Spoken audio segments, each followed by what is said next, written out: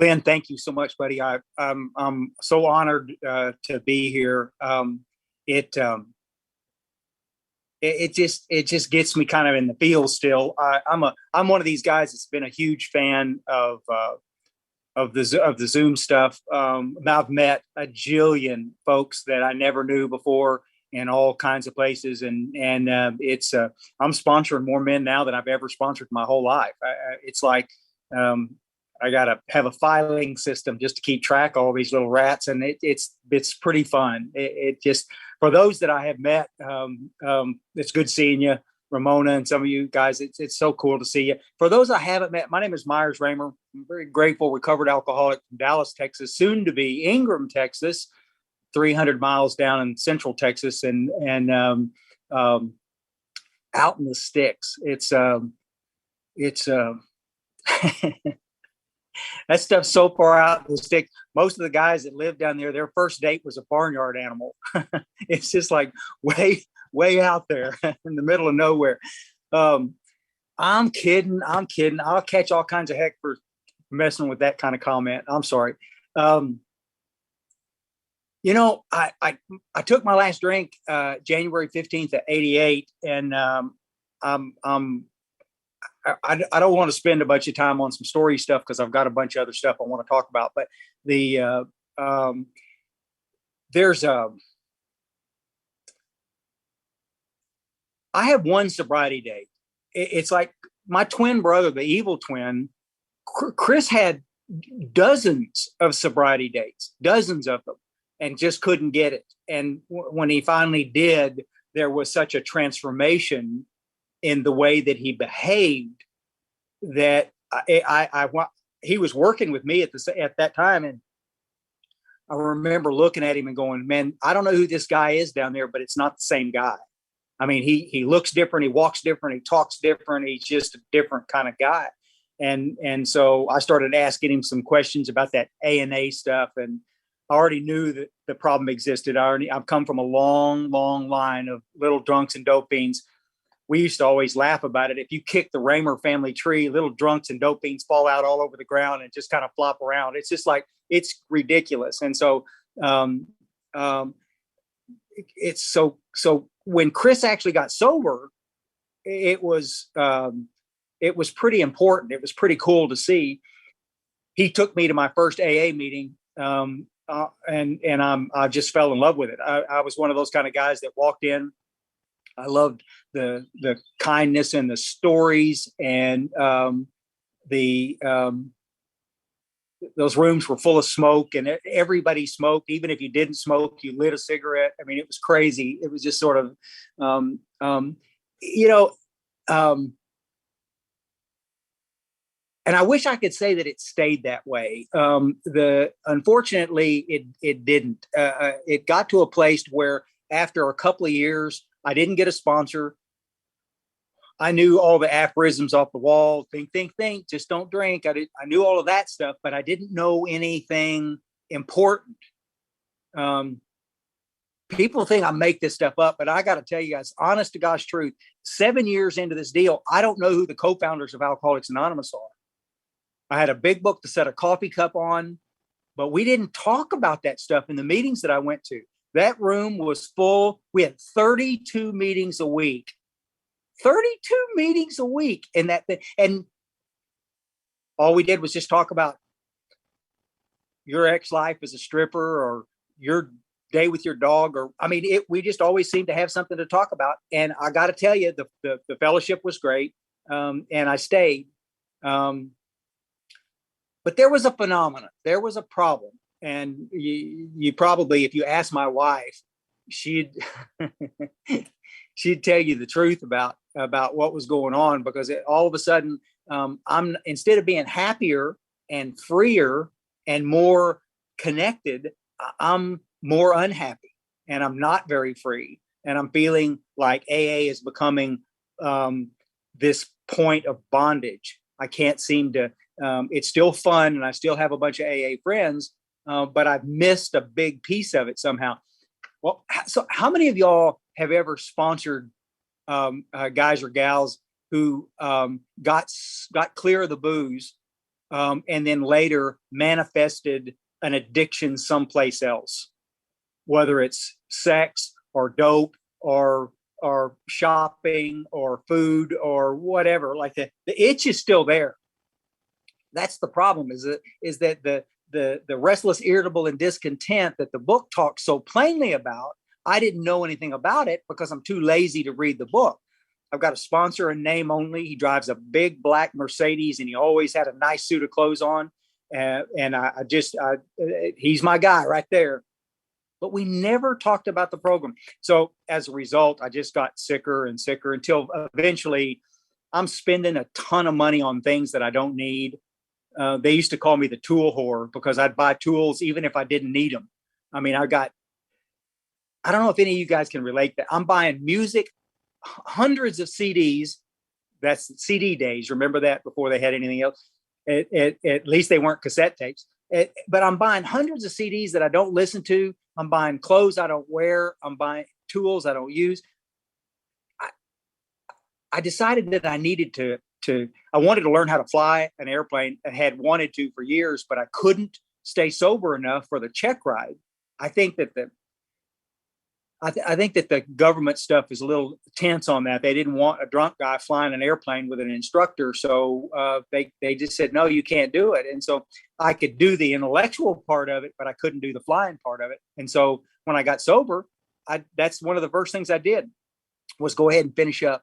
And I bought an airplane. And then a little bit later, I had to buy another airplane because it was bigger. And then later I bought another airplane. Now, guys, I can't afford one airplane and I've got three. And it's like my wife is looking at me. She's also my business partner and the smart one in the bunch. And she's listening. She's looking at what I'm doing and she's going, man, this is just goofy. I'm coming up on 7 years sober, quote unquote. And she's packing, getting ready to move to Houston where her sister is and take our two daughters. We would later have another daughter. She's bailing out. And I don't, let me ask you, how many of y'all have ever, maybe you've experienced it yourself, or maybe you've just sort of seen it happen? How many of you have ever shared something in a meeting that was so profound that you felt like you were Gandhi incarnate? I mean, you were just this spiritual giant, and then you walk back out to your truck, and by the time you get in your car or your truck and you're heading home, something's twisting around and you're all wrapped around the axle about something stupid. Somebody cuts you off. It doesn't matter what it is, but there were countless nights I would leave the meeting so spiritual and special, and then by the time I got home, I was the Marquis de Sade. I was just like an animal. I'd be yelling, throwing things, acting like an idiot. And my wife is just sitting there looking across the room going, oh, what's going on with you? And the reality is, I don't know. I flat don't know. And so I decided to quit AA. And I was going to do this big fall on the sword kind of thing in the meeting. I was going to read this little, I got to leave kind of thing. And it was crazy, a bunch of theatrics that meant nothing. And I started talking, and this guy interrupted me and he said, Meyers, listen, dude, I know you're struggling. I know you're not doing well like that, but can I make a suggestion? And I went, yeah, go ahead. Now that you've interrupted my well-written treatise here. And he goes, if you would just go to some more meetings, maybe that's all you need is just to go to some more meetings. And I remember thinking, the cat's name was Horse Jim. I'll never forget him. I went, Horse, thanks, buddy. I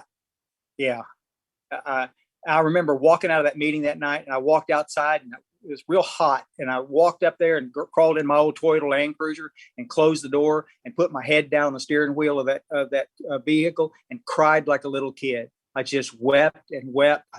Guys, listen, I'm going to be perfectly clear here if I can. I don't want to drink. I don't want to go back to some stupid dope house. I don't want to get loaded. I want to be sober. But if this is what sobriety is like, I don't want sobriety either, because I'm so unhappy. The depression has come back. The anxiety has come back. I don't want any of that stuff. And I called Chris, Now, the evil twin had moved to the hill country and by now and got married to this gal. And he's, every time I talk to him, he's doing okay. He'd met a guy named Mark Houston, and I'll throw him out there. He's been dead a while. God love him. And Mark had changed the course of his existence in AA. And so Chris kept trying to spoon feed me pieces of that big book, and I wasn't having it. And eventually he just said, listen, we met this old guy named Cliff in Dallas, and I think he could help you if you would just go ahead and call him. And it was weird. I talked to him later, and he said, Chris said, did you call Cliff? And I said, no, not yet. We're real busy at work. And he goes, I don't know what. And he hung up. And I remember calling him back, and I said, you just hung up on me? And he said, Meyers, I don't know what to do, buddy. You're not going to make it. You're either going to die or get drunk, but you're not going to make it if you don't do something different than what it is that you're doing. So I called Clifford, and I'll cut to the chase so we can talk about some other stuff. But I called him, and he got me involved in the big book. Cliff Bishop's sponsor was Joe McQuaney of Joe and Charlie. So you can kind of tell where that lineage was heading. And so it's like, I'm a guy who doesn't know who the co-founders of Alcoholics Anonymous are. And now I'm being sponsored by a guy that could recite the big book, but lives the big book in a way that was so profound. He was like, he was an alien to me. He didn't sound like, there's no chicken shit aphorisms off the wall, no reciting anything. Just keep coming. Don't drink, even if your ass falls off. None of that. What he's doing is he says, let's go to this, and let me show you something that might help. I'm not knocking the aphorisms. Some of you guys are looking at me like I just said something ugly. Guys, listen, we get spoon-fed a lot of things in AA that are not in AA, that are not part of that program. And you're free to do whatever you want to do. One of the things that the COVID stuff has done, one of the things that the cornhole virus did was it allowed us to do this Zoom thing, and it allowed us to see meetings all over. How many of y'all always assume that every AA meeting's the same? I did. Testify. I did. I believed that all of them were the same until I started traveling, speaking and talking to places. And then when we got on the Zoom, it got magnified 100 times like that. And guys, I got to tell you, I've been on some Zooms where I'll be sitting there listening to people talk, and I'm kind of going like, maybe I zoomed in on the wrong meeting. Maybe this is some different kind of meeting or something, because the things that they were talking about were so foreign and so disconnected from the basic text as it was written. Guys, I've been asked 3 times in the last year and a half to come share a story, but we would love to make the suggestion that you don't mention God at all. Well, okay, great. See ya. No, I don't have anything to share. If I can't talk about a relationship with my Creator, what am I going to talk about? I know you're being mean, Meyers. No, I'm just, guys, we have a program that millions and millions of us have gotten sober in. Think about this. Millions of us have gotten sober in these rooms doing what we do. And yet, because there is nothing to connect things, if we're not careful, we begin to drift sideways into all of these deals. Well, we have to keep them happy, so we'll do this. And we have to keep them happy, and we'll do this. And pretty soon, we have a program that is so watered down and so, is it still full of wonderful, nice people? Damn straight. You betcha it is. Remember that little piece in the big book where Bill Wilson is talking about in There's a Solution over on page 17? There was this cool little place in there like this where Bill Wilson, it's funny, he says something cool and he says something goofy in the same sentence, and it makes me smile every time I read it, because he goes, the feeling of having shared in a common peril is one element in the powerful cement which binds us. I'm totally digging Bill. The fact that I can relate to Mike and Stephen and Tiffany, the fact that I can our stories align up like this, and we did stupid things and we did crazy things, and we can so relate. But then look at what he said. But that in itself would never have held us together as we are now joined. Oh, I thought it was just the story. I thought my job was to always Meyers, you always have your story. It's so important. It is important, but it's not the important thing. It's not the most important thing. The fact that we can relate plays its role. Here, chapter 7, it's full of that information like that. But at some point, we need to shut up about the story stuff and start talking about the solution. We got them. They're interested. They're leaning forward. And then at some point, we have to just stop telling them the same thing over and over again and start talking about the solution. The tremendous fact for every one of us is that we've discovered a common solution. The next line. What's the common solution look like? Well, read chapter 2 and chapter 3. Because there it is. I mean, we're getting this. Let me ask y'all a question. How many of y'all have ever connected the dots and asked yourself, how come it is that Bill Wilson, at least 4 different times, refers us back to the quote unquote chapter on alcoholism? It's just they're wanting us. They didn't refer us back to Bill's story. They didn't refer us back to some of these other stories like this. They didn't refer us to. They referred us back to the chapter on alcoholism because they expected us to understand what alcoholism was, what it is. That's weird. That's the first time I ever had a call come in that disturbed my Zoom. Can y'all hear me okay still? Okay. It's like so here it is. I'm 7 years with no drink, and I don't understand what alcoholism is. I don't understand what makes this up. What it is that joins us here like this, because our stories are a little bit different like that. I've got a history with barnyard animals, and Tiffany doesn't. We can't relate on that level. So the story has got to, at some point in time, the stories get to be a distraction. They get to be something. I could just look at somebody and go, well, I didn't do that. Well, I didn't do that. Let me do that for a couple of minutes. And I don't know if you'll do it, but my old head goes, I don't relate. And now I'm spending all my effort trying to justify my goofy behavior and separate myself from your goofy behavior. And we are not on the same page anymore. This is the reason why Bill Wilson talked about this common solution so much, why it was such an important deal. When they were referring us back to that chapter 2 and chapter 3. Chapter 3 was the actual chapter he was referring us to. And it does such a fascinating job of explaining the fact that we are physically and mentally different from other people. It had nothing really to do with the other circumstances, the trauma and the drama and the other stuff. I'm not making light of any of that, folks. Seriously, it can exacerbate the situation. It can cause problems. In the early days of research around AA, there was this huge hope that what they could do is they could connect up the addiction with something causal. Money was a big thing. They thought, okay, listen, guys, I got this. What we're going to do is we're going to watch the statistical data, and I'm sure we're going to see that poor people get drunk. All these drunks and dope fiends, they're poor.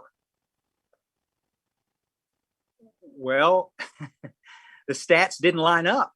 All of a sudden, you ended up with a whole bunch of rich people that were affluent as heck, that had all kinds of whip, and they were just like the other guys were like that. And they go, well, that's just crazy. Matter of fact, as a side note, the early research that they did on that stuff was done with identical twins, separated at birth with adoption.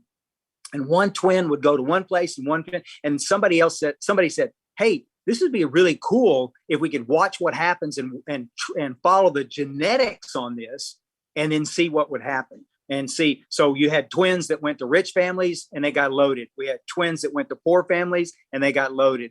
And then finally they circled around and went, maybe it's genetics.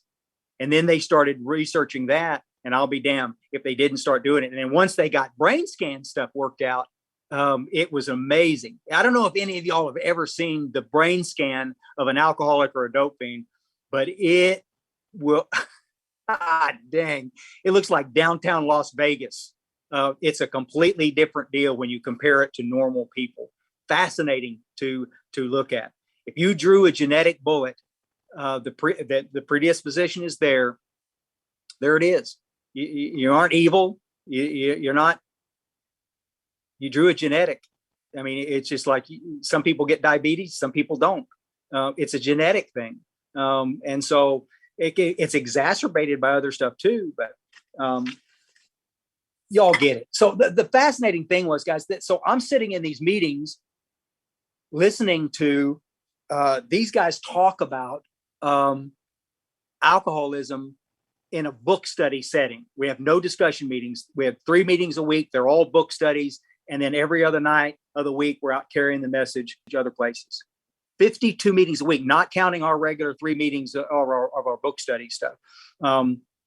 Because carrying the message became paramount in that group. That first little page, we agnostics. And because I'm not an agnostic, I all these years in the chapter, I'd also never sponsored anybody either. That you might expect that. But look at that first chapter. I'm going to skip down a little bit. If, when you honestly want to, you find you cannot, or all of the amount you take, you're probably alcoholic. Bill Wilson was doubling down. He was trying to clarify before we got off into the conversation about spiritual stuff, which was going to be a big topic like this. Before we got off into the step of trying to get what alcohol was, this is about choice and control. And so it's an amazing thing. I remember sitting back after that meeting that night when we studied this, and I went, dadgum, I am an alcoholic. I mean, without any question, without any head scratching, I'd spent all those years kind of hoping that there was a screen door that I could back out of, that I could just kind of, I'm going to turn it this way and see if I can. We'll try that for just a second. Let me see. Thank you. Once I understood that I was an alcoholic, then all of a sudden things were very freeing. There was a great deal of. Is that still freezing up, guys? There you go. Oh, wait a minute. I never looked better. Thank you. That I like that no picture thing. So it's one of those deals where it was very freeing to know who I was and what I was, and I stopped playing those games. I stopped playing all of that goofy stuff, and life changed almost overnight. I began to get serious. We worked the work in 30 days. I was through the work completely. I began to have a spiritual experience. I began to understand what it was like to move towards my Creator for solutions instead of trying to manhandle all of the stuff that I was doing. And it was a very freeing time. Cliff would later shame me into sponsorship because I wasn't sponsoring anybody for a good bit of time there too. And he just told me the truth. He just said, hey, you gotta get busy doing this kind of stuff. And I never understood the importance of it. I grew up in a culture in AA that some people did sponsor because they were good at sponsoring, but some people didn't, like me, because I was convinced that I'm not. I remember, I can't remember who said it. There was a guy that years ago on a talk that said we're the turd in our own punch bowl, and it's the truth. I mean, we're so hard on ourselves sometimes. And so give me enough time and I will convince myself that I'm never going to have the skills necessary to do these things. And so we gathered this stuff up and they tricked me into going to the Salvation Army. And I ended up sponsoring a bunch of guys and it was a game changer. How many of y'all remember Don Pritz before he passed away? Some of y'all have been around long enough. I know, Glenn, you probably have, and some of y'all have seen. If you got any spare time looking online, and with some of the tapers, they'll have copies of it. Don Pritz's last talk that he did in Denver is kind of a mind-blowing deal. He's really, really sick, Matter of fact, he passed away the next day. I think that talk was a Saturday night. He passed away on Sunday. And it was a phenomenal deal. But in some of the earlier talks that Don did, he sobered up in the federal penitentiary system, and some of those early talks that he did, he talked about. In one talk, he said, "I'm really concerned that these days," now these days was like the 70s when this talk was doing, that these days we seem to be talking more and more about sobriety and less about recovery. And at the time I didn't understand it. And then later all the dots got connected and I began to understand what it was he was talking about.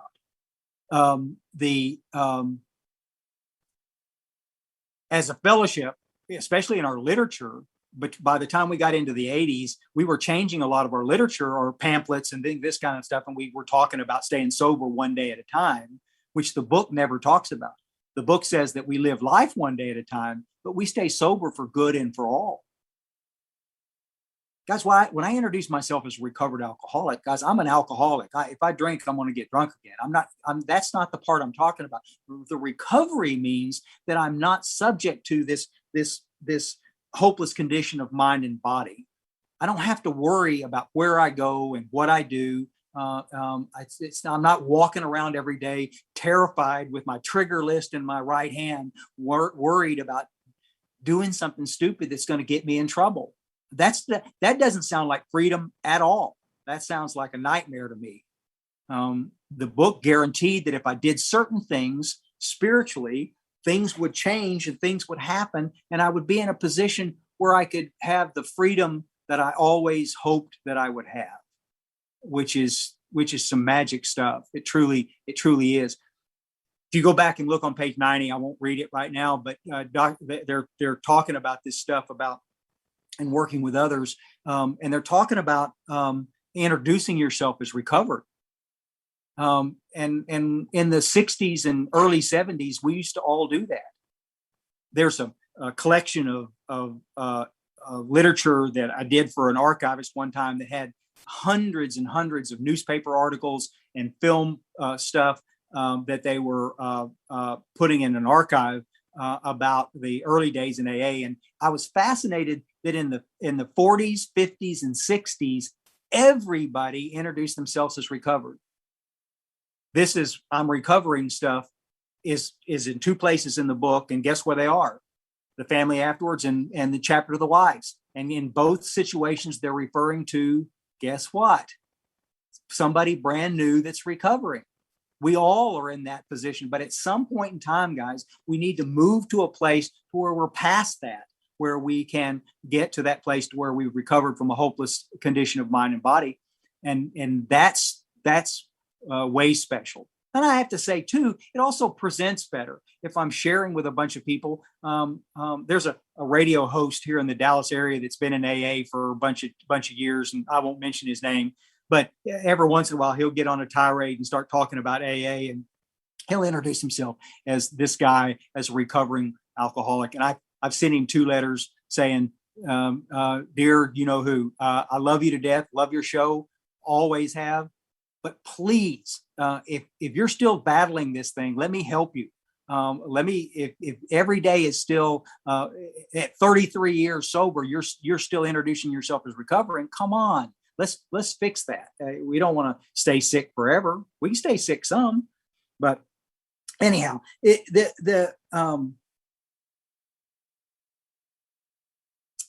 you got a book, there's a little piece over on page 75. I want to read for just a second.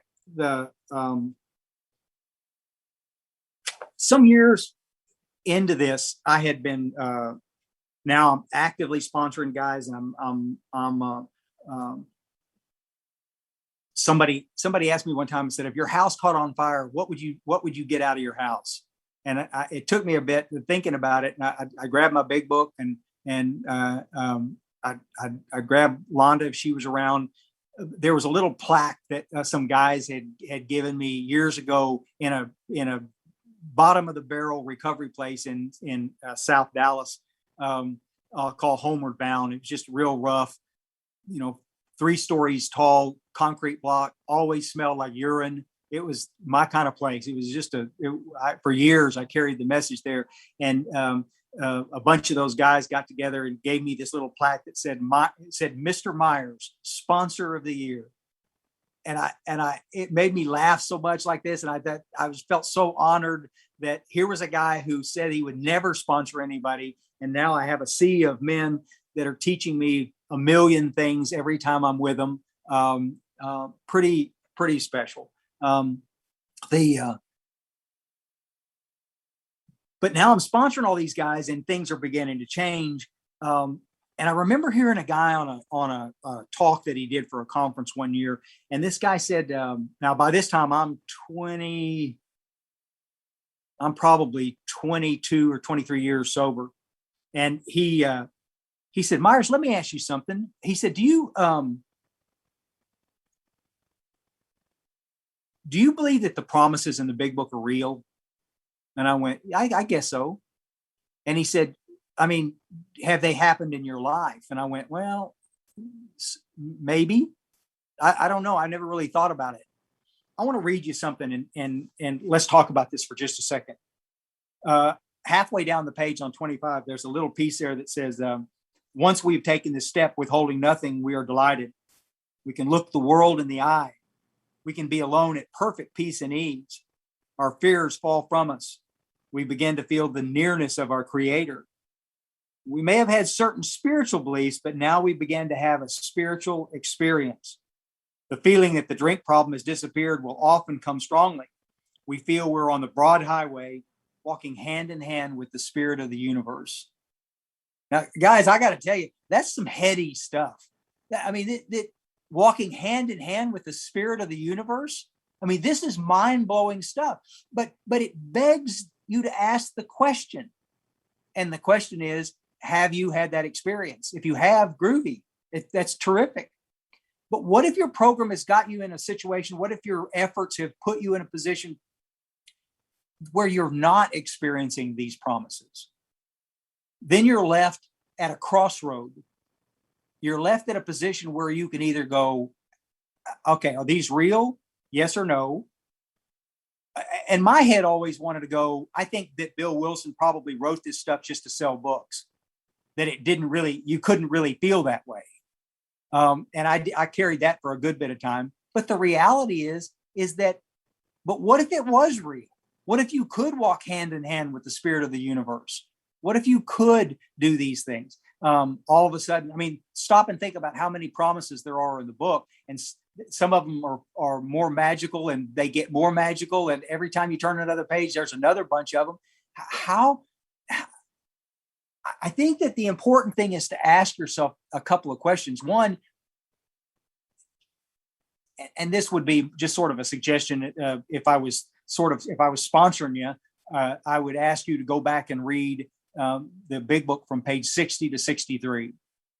How many of y'all have ever read that lately with the intent of, from the ABCs all the way through the third step prayer, read those 2.5 pages. And what you'll see is, I didn't get it for a long time.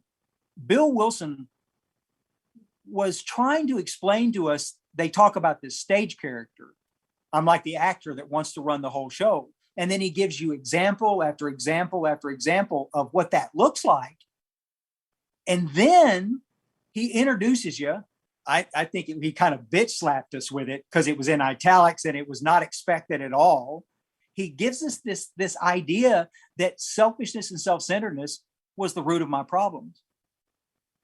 Now, wait a minute. I just, between me and you, I'm 100% convinced that Canadian whiskey is the root of my problems. And I think a lot of other people feel the same way.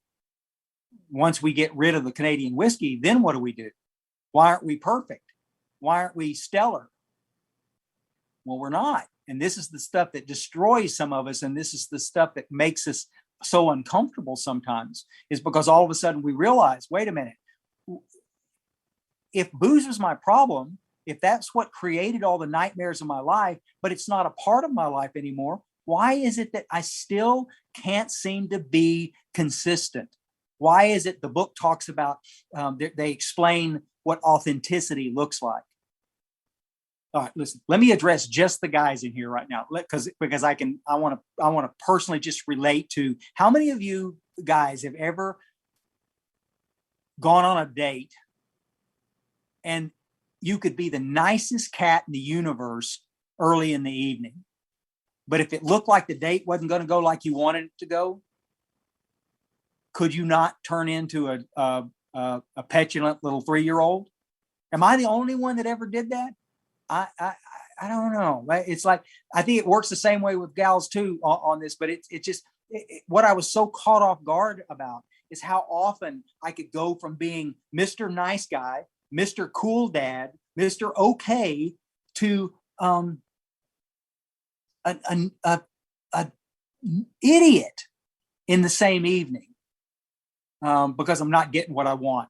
Bill's beginning to introduce us with these examples. He's beginning to introduce us that sometimes we're stage characters, and we don't even realize it. Again, how many of you have ever gone to a meeting and you're one guy or gal in the meeting? You present a certain way, but then what do you do later? What do you do when you go home or whatever? I'd be out riding motorcycles or flying airplanes with my buddies, and we'd be cussing and gossiping and telling all kinds of shit stories about everybody else. We'd be doing just all kinds of stupid stuff. And all of a sudden it occurs to me, wait a minute, this is not the same spiritual guy.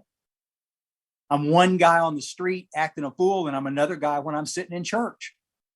Maybe some of you don't go through that, but I'm telling you, this inconsistency, this inauthenticity is hugely connected to the quality of our life and our ability to live life with our shoulders composed and down and comfortable, rather than up and all flexed and goofy.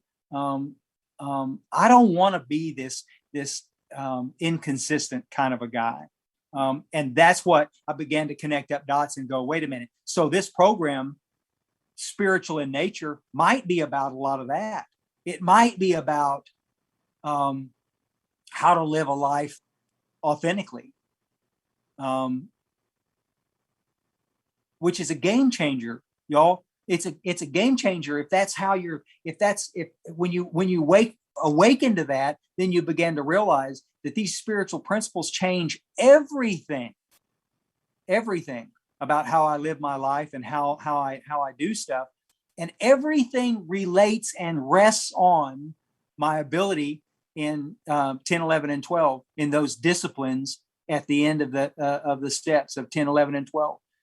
When somebody struggles, if I'm talking to Stephen and Stephen's struggling like this, I'm not going to ask Stephen how many meetings he's going to. I don't care how many meetings he's going to. What I do care is, Stephen, when you got up this morning, how much time were you spending with God? Did you have some quiet time, or did you just get really busy in your emails and doing stuff? I get it. I'm not talking from some spiritual mountaintop. I fight that battle daily. I remember having breakfast with Joe McQuaney and Cliff Bishop one morning, and we were just sitting there visiting like this, and Joe was asking me a bunch of questions, and they were all making me feel real uncomfortable. He just had a way of doing that. He said, Meyers, he said, do you think that you can make your life better by just exerting more willpower? And I went, damn straight, you bet. And I remember he looked at Clifford and he kind of made this funny face, and then he said, Clifford, you got your work cut out with this guy.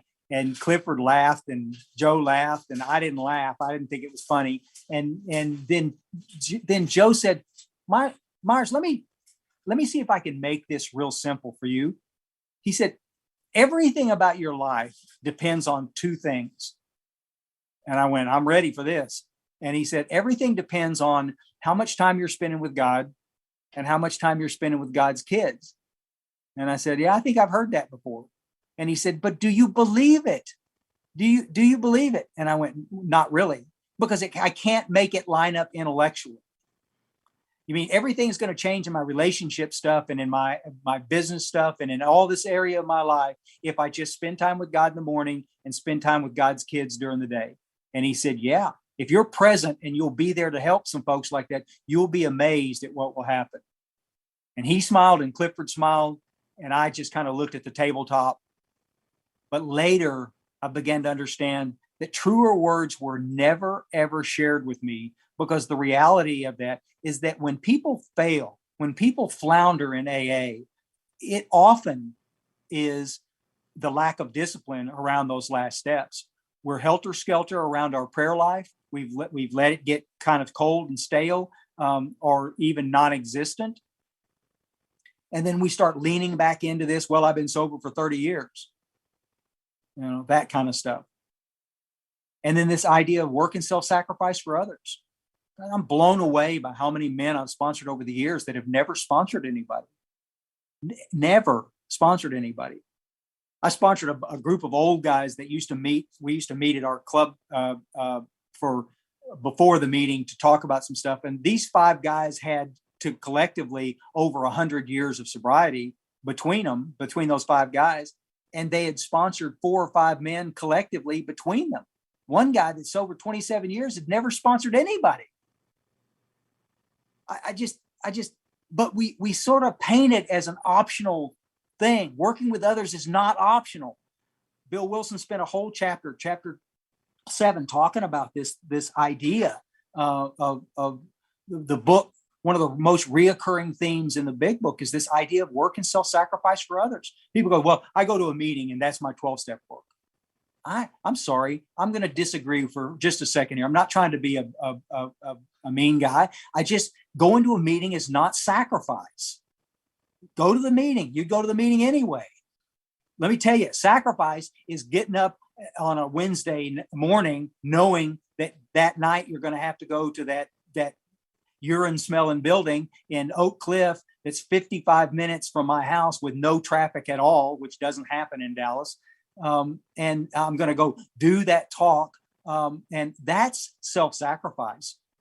Me telling somebody you'll help them with the steps, help them with that work, listening to a 5th step. These are perfect examples of that.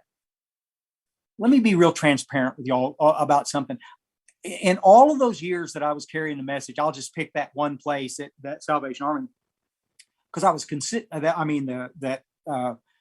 the place in Oak Cliff. I was there for 5 years, twice a week, Wednesday night and Friday night for 5 years.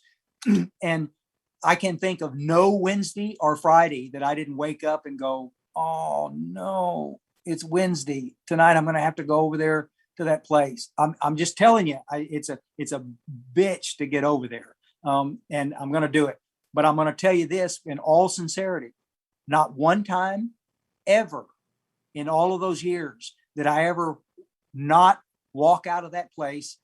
Our men's unit was on the 3rd floor, and I'd walk out on this landing outside and lean against the railing, and I'd look at my buddies downstairs that were coming from different parts of the building at the same time, and I'm watching the moon come up behind the Dallas skyline, and I'm sitting there smelling fresh air, and I'm thinking, could life be any sweeter than what just happened in there?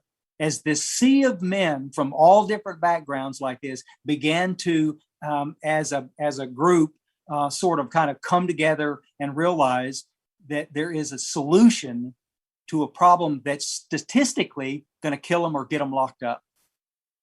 There's nothing more special than to be able to do that. Let me say this and then I'll shut up. Any of y'all ever find yourself in a situation where you ask yourself the question why you got sober and other people didn't? I mean, I'm just a busted up train wreck. Why would God pick me to do any of this stuff? I think the fact that we're sober today, we should never take that for granted. I think before AA came along and changed the face of recovery, most people ended up in horrendous asylums for the rest of their life.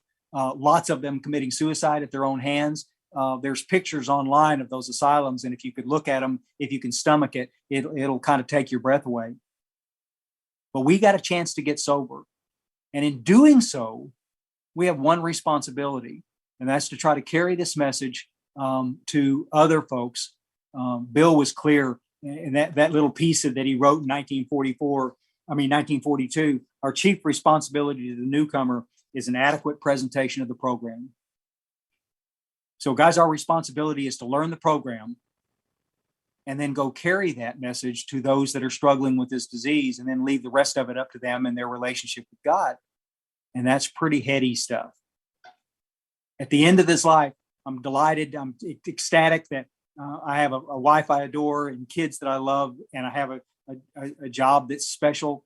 I love that stuff. But I got to tell you, the fact that a busted up old drunk from Central Texas could actually affect the life of somebody else by a clear message that was just handed to me, that's some heady stuff. It truly is. Okay, I better shut up. Thank you, guys. It's sure good talking to you.